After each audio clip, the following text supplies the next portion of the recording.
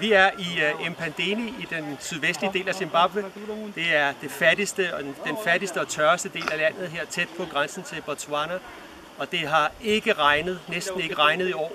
Så mange familier og mange børn spiser nu kun et måltid om dagen. Men her på Mpandeni-skolen, der er det faktisk anderledes. Og det kan vi takke de katolske skoler i Danmark for, fordi det er denne her skole og den 750 elever, som de danske skolebørn har samlet ind til i Caritas' skoleindsamling sidste år og også i år.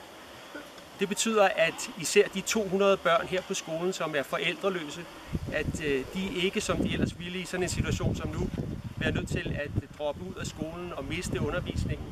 Og det betyder også, at de lærer en hel masse. For de penge, vi har fået fra de danske skoler, er ikke bare gået til, at vi har købt noget mad og giver dem det, men vi er faktisk i gang med at lære dem selv at dyrke det. Andre steder på markerne hernede, der står majsen og er kun måske 10 cm oppe, hvis den overhovedet er kommet op, mens den her står højt, fordi vi har fået et vandingsanlæg. Og børnene er selv med til i skoletiden at dyrke jorden og passe de kyllinger, som giver en masse æg, der bliver solgt. Og de dyrker også grøntsager, tomater og løg, som bliver solgt.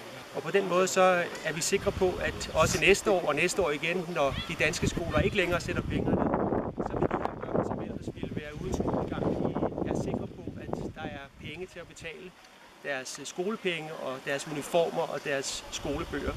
Så de her børn og jeg fra Caritas, vi sender en stor tak til de danske skoler og håber, at de fortsætter indsamlingen året ud. Tusind tak.